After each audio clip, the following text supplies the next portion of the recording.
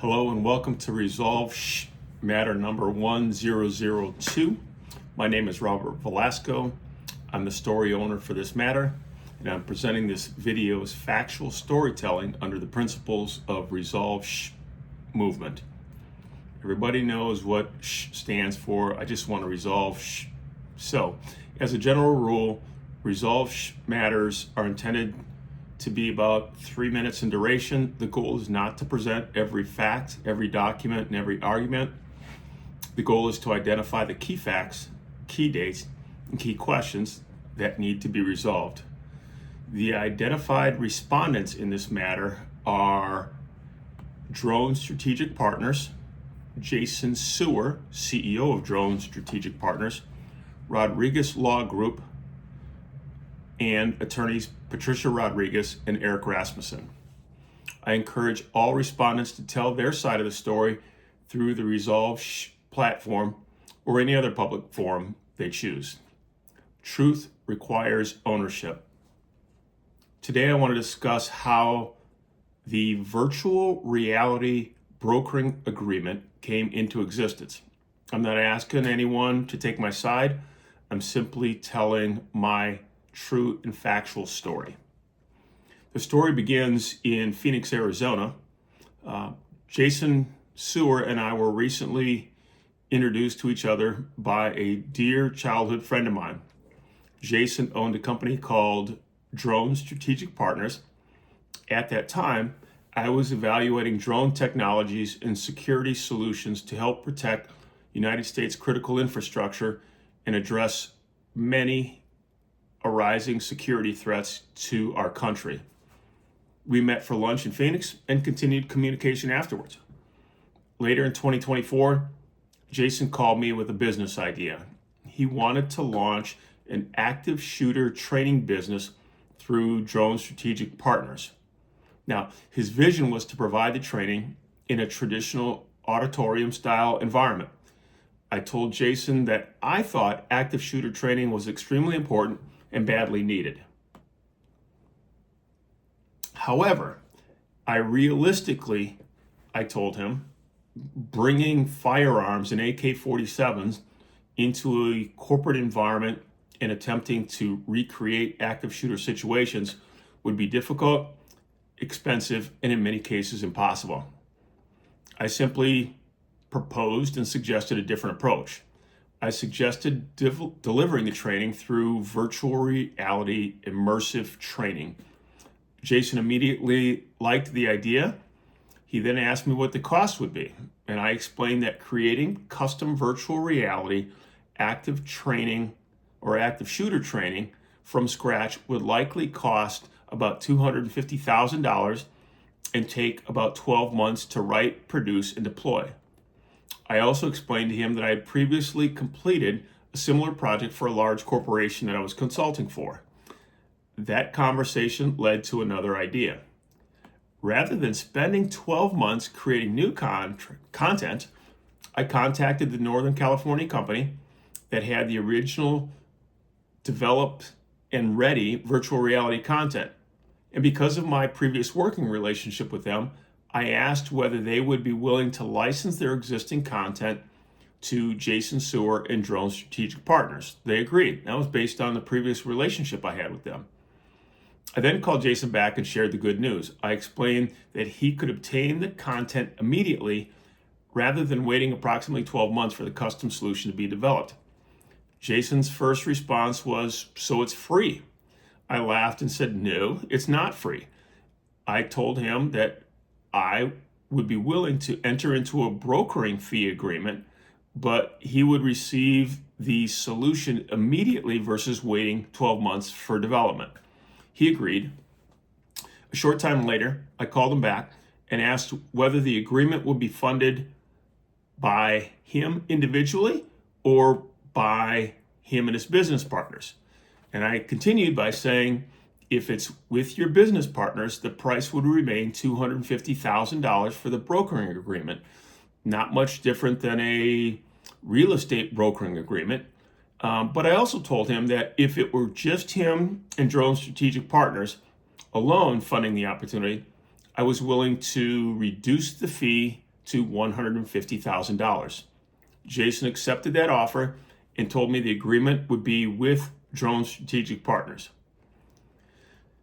On November 27th of 2024, Jason acknowledged and agreed to the compensation and payment structure associated with the virtual reality program. On December 6th of 2024, the payment structure was confirmed.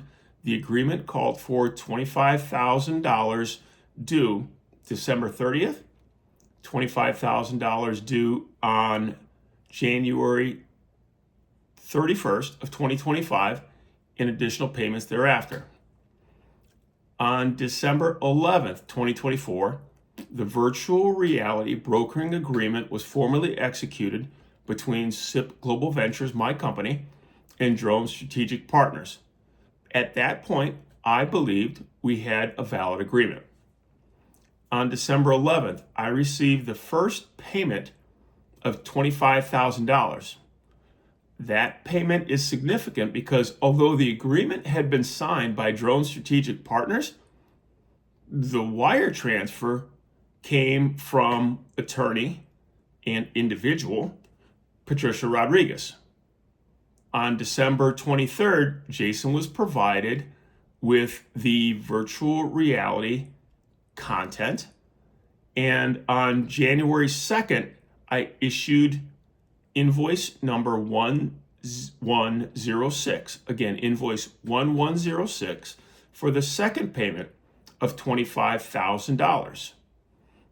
On February 11th, I received the second payment of $25,000. Again, that payment was associated with Patricia Rodriguez.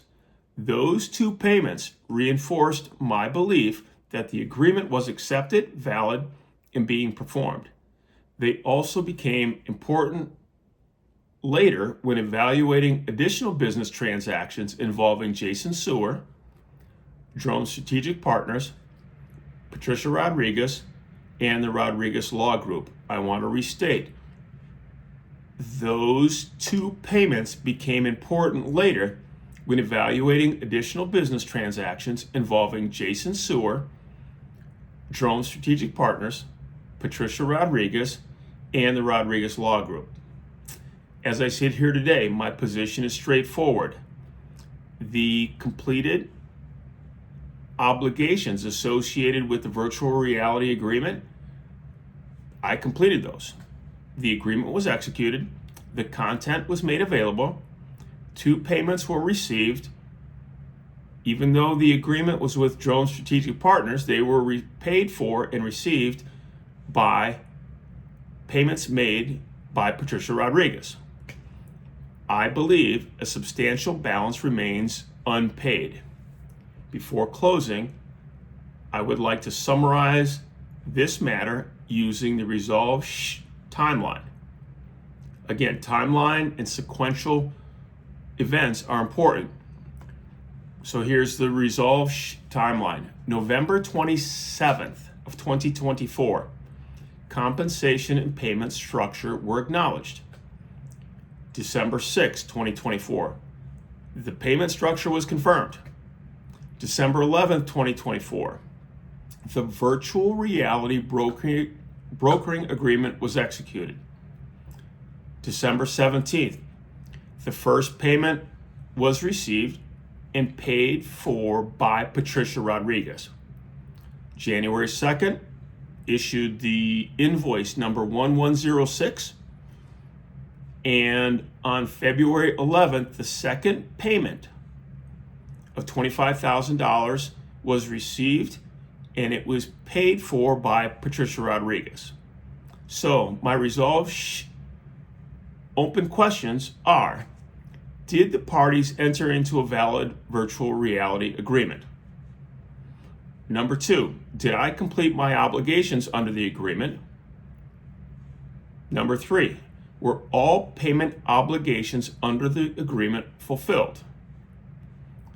Number four, why were payments associated with Patricia Rodriguez if I was told the agreement would be funded by Drone Strategic Partners? I don't know. I'm just asking the questions.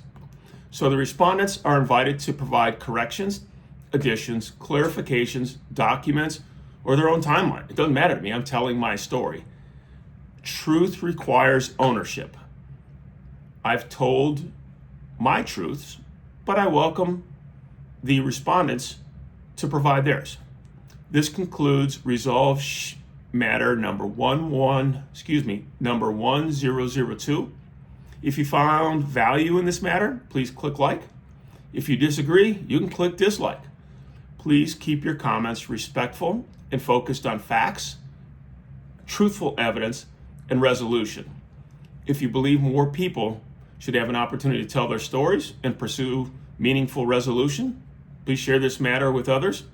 My name is Robert Velasco. I am the president and owner of SIP Global Ventures, and I'm the storyteller for this matter. Thank you for listening.